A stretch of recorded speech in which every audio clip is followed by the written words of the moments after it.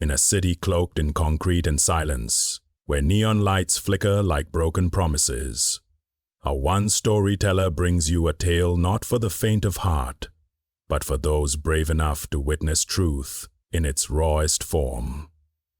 Our story does not begin with heroes or villains, but with a simple morning. A woman tying her shoelaces, a child brushing their teeth, a man pouring stale coffee into a chipped mug. The sun rose like any other day, stretching its golden fingers over the cracked sidewalks of Eastland Heights. But beneath that warm hue brewed a storm. It was the kind of day where fate shifts, where a single act becomes a tremor, unsettling foundations built on centuries of silence. A one-story teller exists for moments like these, not to sensationalize, but to humanize, to reach inside your chest and wrap your heart in a story that speaks long after the screen fades to black. The streets whisper names you haven't heard, stories that were buried beneath sirens and news cycles. Today, we unearth one. This isn't just about what happened, it's about who we become when it does. Listen closely, for the heartbeat of this tale is not in the violence, but in the courage that answers it. Officer Chad Kessler adjusted his badge in the cracked mirror of his squad car, his face hardened by entitlement, not experience. To the public, he wore the facade of a disciplined servant of the law, but behind the uniform was a man intoxicated by control. His boots echoed with indifference as he stepped onto the sidewalk of Rosa Park Avenue, a historically black neighborhood stitched together by resilience. With an elder about a local food drive. Her presence was magnetic, dignified, grounded, with a kind of quiet strength that made people pause. But to Kessler, she was a target. No warrant, no call, just prejudice disguised as instinct. He barked orders she didn't understand. Confused but compliant, she asked for clarification. That's when the kick came. Brutal, unprovoked, catching her square in the ribs and sending her to the ground. Her cries weren't loud. They were guttural. The sound of a woman swallowing pain she'd known far too long. A small crowd formed. Phones were raised. A child dropped his snack and stared in stunned silence. Kessler's hand hovered near his holster. Not out of fear, but power. For 3 long minutes he stood over her like a hunter admiring the ruin. But the air shifted. A reckoning had begun, unseen. A camera lens captured not just a crime, but a nation's reflection. Born and raised in Eastland Heights, she grew up in the echo of whispered struggles and sung triumphs. Her grandmother had marched beside King in the 60s. Her mother had cleaned houses for politicians who debated her humanity behind closed doors. And Tamika herself, at only 32, had already faced down eviction notices, food insecurity, and the ceaseless, quiet war of being a black woman in America. She didn't ask to be a leader. Leadership asked for her. When the schools cut funding, when the community center caught fire and the city did nothing, when the police started stopping young black boys with no reason and even less cause, Tamika stood up because no one else did.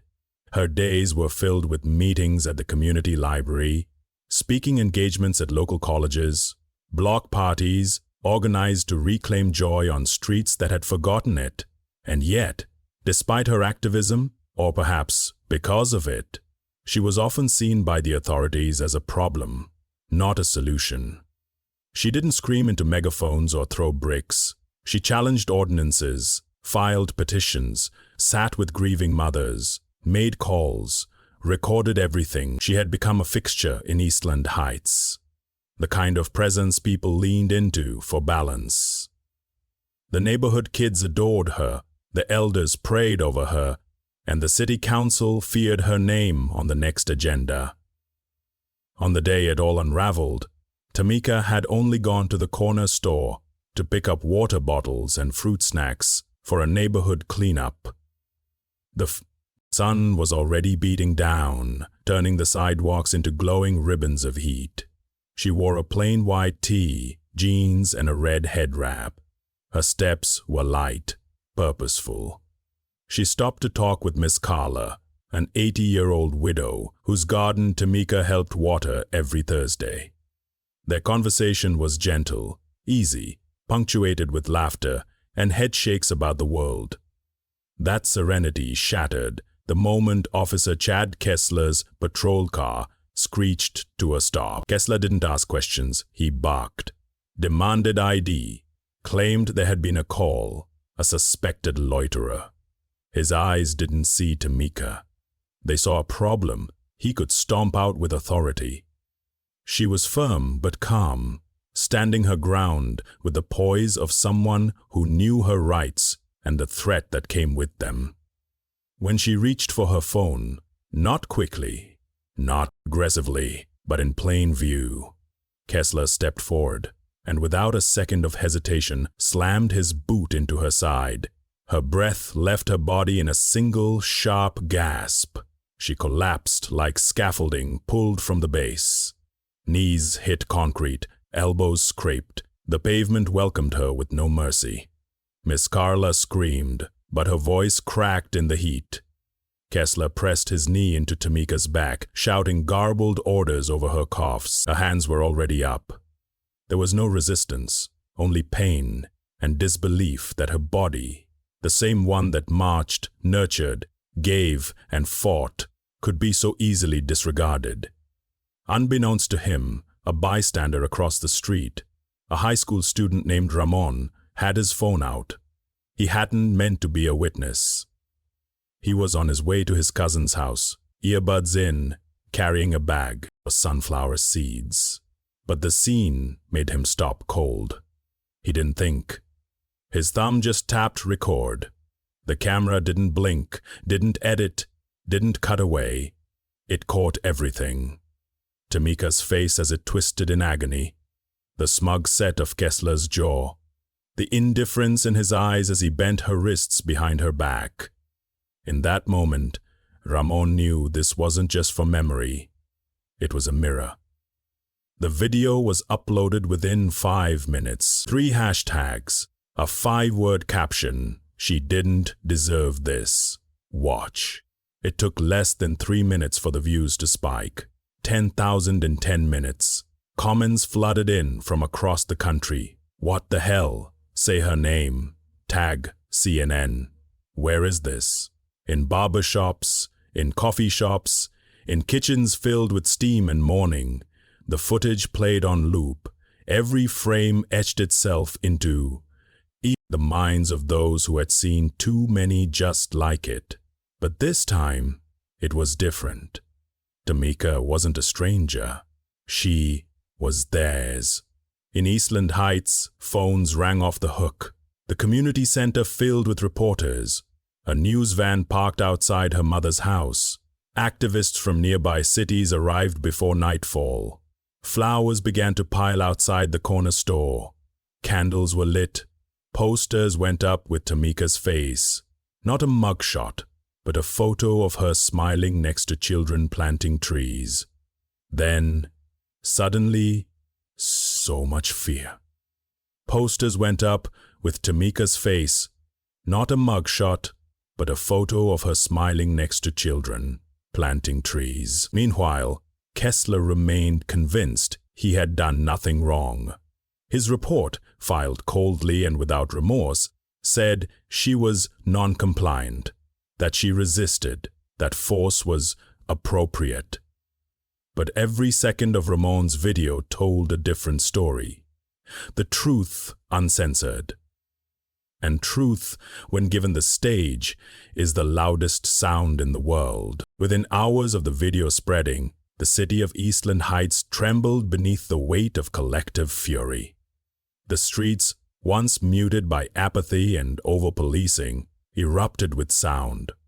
Honks, chants, the buzz of 1,000 conversations happening simultaneously in hair salons, diners, and grocery aisles. Old friends who hadn't spoken in years exchanged text messages. Pastors rewrote their Sunday sermons in trembling anger. Teenagers skipped classes and instead printed Tamika's face on worn-out printer paper and taped it to light poles. It was no longer just a neighborhood issue. It was a city-wide reckoning. Local news anchors, usually reserved in their tone when covering incidents involving police, couldn't keep the edge out of their voices. A few went off script. One called the incident sickening. Another paused mid-brawl, cast, visibly shaken, and simply said, "We've failed her." Community leaders who had once hesitated to speak out, afraid of funding cuts, political fallout, or losing their carefully cultivated access, began making bold public statements. That night, hundreds gathered in front of City Hall, candles held high, chanting Tamika's name. There was no microphone, yet everyone heard her. Her story was told by those who knew her best. A teen from the community center sobbed through a poem she wrote on her phone. An elder spoke about how Tamika delivered groceries to her during the pandemic. A young mother clutched her baby to her chest and whispered, "She was the one who helped me find housing." Meanwhile, Kessler sat at home, curtains drawn, TV muted, scrolling through comments with a sinking stomach. He had seen videos go viral before. They came, they raged, and they moved on. But this was different. He hadn't expected the mayor to call a press conference. He hadn't expected his own name trending worldwide. He hadn't expected the phone calls from internal affairs. Old cracks in the concrete of his career began to split wide open. An anonymous email sent to multiple media outlets contained scanned copies of prior complaints against Kessler, 8 in total. They dated back nearly a decade. Each one dismissed, buried under bureaucratic sludge, quietly expunged from public record. But now, the past clawed its way to the surface with startling clarity. There was the case of DeMarco Ellis, 17, who Kessler handcuffed and threw against a school locker for suspicious behavior. No charges were filed, but the boy never returned to school. Then a televised interview. They spoke quietly, clearly, and without embellishment. One recounted how Kessler tampered with her reports, undermined her authority, and once threatened to ruin her career if she ever reported his misconduct. The other recalled the time he mocked a domestic abuse survivor during a call, laughing as the woman sobbed on her front porch. Social media devoured the revelations. Hashtags evolved. It was no longer just about Tamika. It became about every voice silenced, every record sealed, every truth ignored until now. The pain wasn't new, but its visibility was. For the first time, it was impossible to look away. The community, once fractured by fear, now stood like a wall. Murals began appearing overnight. Spray-painted portraits of Tamika with golden halos and broken chains. Children traced her name in chalk on sidewalks. Graffiti artists replaced gang tags with tributes. A local DJ created a mix using sound bites from her past interviews, layered over beats, playing on loop in neighborhood cars and headphones. In the city council chamber, arguments erupted. Some officials demanded Kessler's immediate termination. Others, clinging to legal technicalities, hesitated. But the pressure was mounting.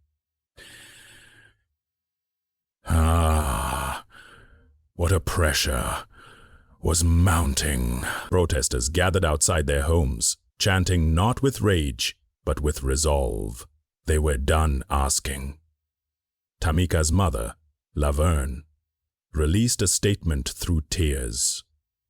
"My daughter gave everything to a world that gave her nothing back but struggle. She believed in people, even the ones who wore badges." Her words were printed on posters, posted in digital threads, etched into the city's conscience. For Kessler, The noose tightened. News vans parked outside his gated neighborhood. Drones hovered. His own neighbors, once polite if distant, avoided eye contact or yelled obscenities from their porches. His wife packed a bag and left with their child. No explanation, no note, just silence. At the precinct, desks grew colder. Colleagues who had once slapped his back in camaraderie now looked through him. His name, once spoken with either reverence or fear, became a cautionary whisper. Young officers began asking questions, wondering who else wore the mask of integrity while hiding the face of abuse. The Internal Affairs Division didn't knock. They stormed in. Desks were shuffled, files unearthed, and officers questioned under oath. The department, long shielded by unwritten codes of silence, suddenly found itself under scrutiny it couldn't dodge. Investigators combed through body cam archives, radio logs, and disciplinary records, long thought buried. Kessler's report, riddled with contradictions, was dismantled line by line. His supervisors were interrogated about their complicity. The building's walls, once fortified by indifference, began to hum with unease. Whispers turned into testimonies. The truth didn't just flicker, it burned, exposing a culture that had let one man become a monster in uniform. While the city roared with protest, Tamika lay in a hospital bed, her ribs fractured, lungs bruised, but spirit intact. Visitors came in waves, neighbors, activists, students she mentored, all holding her hand as if to pass strength into her bloodstream. Through aching breaths, she recounted her life. The marches, the meetings, the mothers she comforted, the names she never forgot. Her pain was deep, but so was her resolve. She'd fought too long to let one man define her story. Detective Luis Moreno watched the footage in silence, the weight in his chest growing heavier with each frame. Quietly, he began gathering internal memos, archived complaints, and whispered testimonies from junior officers too scared to speak. His reports landed on the desks of prosecutors, journalists, and civil rights attorneys. His face remained hidden from the press, but his actions ignited a fire within the department that couldn't be smothered. 3 days after the assault, Kessler was publicly arrested under a clouded sky while exiting his lawyer's office. The same cameras that once showed him brutalizing Tamika now captured his fall, cuffed wrists, eyes hollow, the crowd silent in grim satisfaction. He was charged not only for the assault, but for falsifying reports and years of misconduct. As he was driven away, chants rose in unison, not with hatred, but with justice reclaimed.